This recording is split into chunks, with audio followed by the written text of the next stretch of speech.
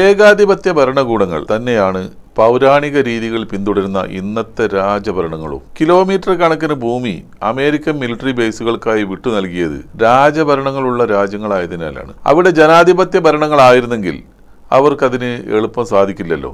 ഇറാനിൽ regime change വേണമെന്ന് ഓരിയിടുന്ന America അതിന് കാരണമായി പറയുന്നത് ഇറാനിൽ ജനാധിപത്യം ഇല്ല എന്നതാണ്.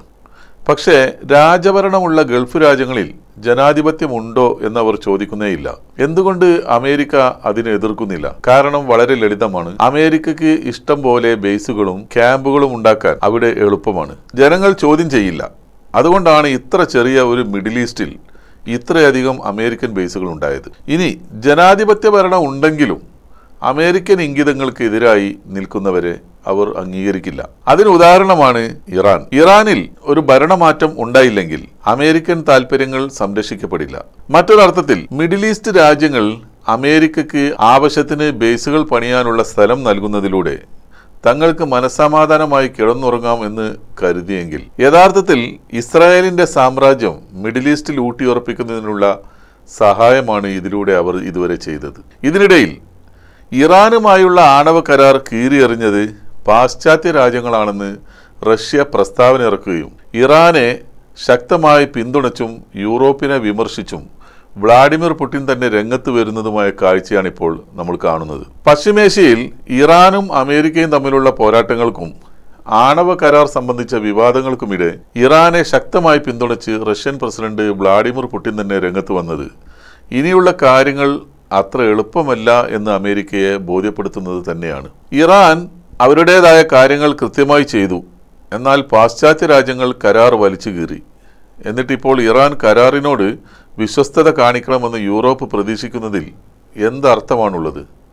റഷ്യയുടെ ഈ ചോദ്യം യൂറോപ്യൻ രാജ്യങ്ങളുടെ ഉത്തരം മുട്ടിക്കുന്നതും അവരുടെ പിന്തുണ ഈ യുദ്ധത്തിന് അമേരിക്കയ്ക്ക് ലഭിക്കുന്നതിനുള്ള സാധ്യത ഇല്ലാതാക്കുകയും ചെയ്യുന്നതാണ്. അമേരിക്കയുടെയും യൂറോപ്യൻ രാജ്യങ്ങളുടെയും ഇരട്ടത്താപ്പുകൾക്കെതിരെയുള്ള റഷ്യയുടെ അതിരൂക്ഷമായ വിമർശനമായാണ് പുടിന്റെ ഈ പ്രസ്താവനയെ ലോകം വിലയിരുത്തുന്നത്. 2015 ഒപ്പുവെച്ച സുപ്രധാനമായ ഇറാൻ ആണവ കരാറിൽ നിന്നുള്ള അമേരിക്കയുടെ ഏകപക്ഷീയമായ പിന്മാറ്റത്തെയാണ് പുടിൻ ഇവിടെ പ്രധാനമായും ലക്ഷ്യമിടുന്നത്. അമേരിക്ക കരാറിൽ നിന്ന് പിന്മാറുകയും ഇറാന് മേൽ കടുത്ത ഉപരോധങ്ങൾ പുനഃസ്ഥാപിക്കുകയും ചെയ്തപ്പോൾ ഇറാനെ സാമ്പത്തികമായി സംരക്ഷിക്കാൻ യൂറോപ്യൻ രാജ്യങ്ങൾക്ക് കഴിഞ്ഞില്ല. സ്വന്തം വാഗ്ദാനങ്ങൾ പാലിക്കുന്നതിൽ പൂർണ്ണമായും പരാജയപ്പെട്ട യൂറോപ്യൻ രാജ്യങ്ങൾ ഇപ്പോഴും ഇറാൻ മാത്രം ആണവ നിയന്ത്രണങ്ങൾ പാലിക്കണമെന്ന് ആവശ്യപ്പെടുന്നതിലെ തികഞ്ഞ അസംബന്ധവും കാപട്യവുമാണ് പുടിൻ തന്റെ വാക്കുകളിലൂടെ ചൂണ്ടിക്കാണിക്കുന്നത്. കരാർ ലംഘിച്ചവർക്ക് ഇറാന് മേൽ അധികാരം സ്ഥാപിക്കാൻ യാതൊരു ധാർമ്മിക അവകാശവുമില്ലെന്ന് തന്നെയാണ് പുടിൻ വ്യക്തമാക്കുന്നത്. മേഖലയിൽ അമേരിക്കയുമായുള്ള സംഘർഷത്തിൽ ഇറാൻ പുതിയ സൈനിക തന്ത്രങ്ങളും നാവിക നിയമങ്ങളും പ്രഖ്യാപിക്കുന്ന പശ്ചാത്തലത്തിൽ റഷ്യൻ പ്രസിഡന്റിന്റെ ഈ പ്രസ്താവനയ്ക്ക് വലിയ ഭൗമരാഷ്ട്രീയ മാനങ്ങളുണ്ട്. ഹോർമുസ് ഉപരോധങ്ങൾ അവസാനിപ്പിക്കണമെങ്കിൽ അമേരിക്ക ആദ്യം തങ്ങളുടെ ഉപരോധങ്ങൾ പിൻവലിക്കണമെന്ന കർശന നിബന്ധന ഇറാൻ മുന്നോട്ട് വച്ചതിന് പിന്നാലെയാണ് ടെഹ്റാന് പൂർണ്ണ സ്വതന്ത്ര പിന്തുണ നൽകിക്കൊണ്ട് മോസ്കോ രംഗത്തെത്തിയിരിക്കുന്നത് എന്നത് വളരെ ശ്രദ്ധേയമാണ്. ഇതിനിടയിൽ ഇറാൻ അമേരിക്ക യുദ്ധവേളയിൽ പശ്ചിമേഷ്യയിലെ അമേരിക്കൻ സൈനിക താവളങ്ങളിൽ ഭൂരിഭാഗവും തകർന്നു എന്നതിൽ സ്ഥിരീകരണവുമായി പ്രമുഖ അമേരിക്കൻ മാധ്യമമായ CNN അന്വേഷണ റിപ്പോർട്ട് കൂടി പുറത്തു വന്നിരിക്കുന്നത് അമേരിക്കക്ക് വലിയ തലവേദനയായിട്ടുണ്ട്. പശ്ചിമേഷ്യയിൽ അമേരിക്കക്ക് കനത്ത തിരിച്ചടിയേകിയ ഇറാന്റെ ഒരു സൈനിക മുന്നേറ്റമാണ് യഥാർത്ഥത്തിൽ നടന്നത് എന്നും ഗൾഫ് മേഖലയിലുള്ള അമേരിക്കയുടെ ഭൂരിഭാഗം സൈനിക താവളങ്ങളും ഇറാന്റെ മിസൈൽ ഡ്രോൺ ആക്രമണങ്ങളിൽ പൂർണ്ണമായി തകരുകയോ വലിയ നാശനഷ്ടങ്ങൾ നേരിടുകയോ ചെയ്തതായും CNN റിപ്പോർട്ട് ചൂണ്ടിക്കാണിക്കുന്നുണ്ട്. റിപ്പോർട്ടിലെ പ്രസക്ത ഭാഗങ്ങൾ എന്തൊക്കെയാണെന്ന് നോക്കാം. ഉപഗ്രഹ ചിത്രങ്ങളുടെയും അമേരിക്കൻ ഗൾഫ് പ്രതിരോധ ഉദ്യോഗസ്ഥരുമായി നടത്തിയ അഭിമുഖങ്ങളുടെയും അടിസ്ഥാനത്തിലാണ് അവർ ഇങ്ങനെയൊരു സ്ഥിരീകരണത്തിൽ എത്തിയത്. കുവൈത്ത്, സൗദി അറേബ്യ, ഖത്തർ ഉൾപ്പെടെ 8 പശ്ചിമേഷ്യൻ രാജ്യങ്ങളിലായുള്ള 16 അമേരിക്കൻ സൈനിക കേന്ദ്രങ്ങൾക്കാണ് വലിയ തോതിൽ നാശനഷ്ടങ്ങൾ സംഭവിച്ചിരിക്കുന്നത് എന്നും ഈ റിപ്പോർട്ടിൽ പറയുന്നുണ്ട്.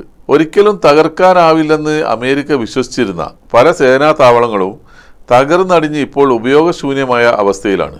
കുവൈത്തിലെ ക്യാമ്പ് ബ്യൂറിംഗ് എന്ന അമേരിക്കയുടെ കൂറ്റൻ സൈനിക കേന്ദ്രം തുടർച്ചയായ ആക്രമണങ്ങളെ തുടർന്ന് പൂർണ്ണമായും തകർന്ന നിലയിലാണ്. ഖത്തറിലെ അൽ ഉദൈദ് വ്യോമത്താവളത്തിലെ വാർ റൂം 2 തവണയാണ് ഇറാൻ ആക്രമിച്ചത്.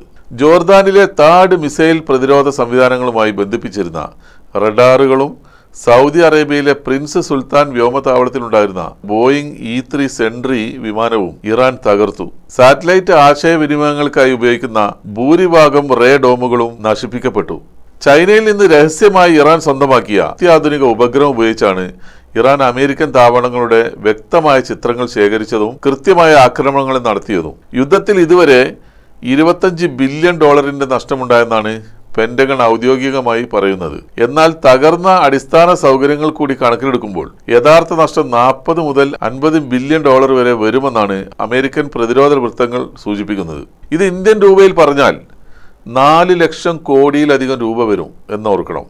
ഇന്നിപ്പോൾ UAE ചെയ്തുകൊണ്ടിരിക്കുന്നതെല്ലാം മണ്ടത്തരങ്ങളാണ്.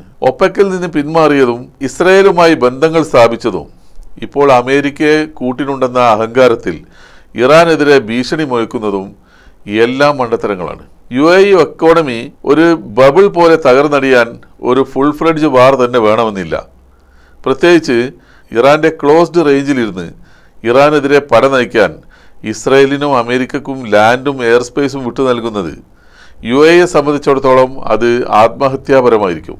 2020 ഇസ്രയേലുമായ അബ്രഹാം അക്കോർഡിൽ ഒപ്പിടുകയും ഇപ്പോൾ അവരുമായി നയതന്ത്ര സഹകരണങ്ങൾ വർദ്ധിപ്പിച്ചതും അയൺ ഡോം വിന്യസിക്കാൻ ശ്രമിക്കുന്നതും ഇറാനെതിരെ UAE നയിക്കുന്ന പരോക്ഷ നീക്കങ്ങളായാണ് ഇറാൻ കാണുന്നത്.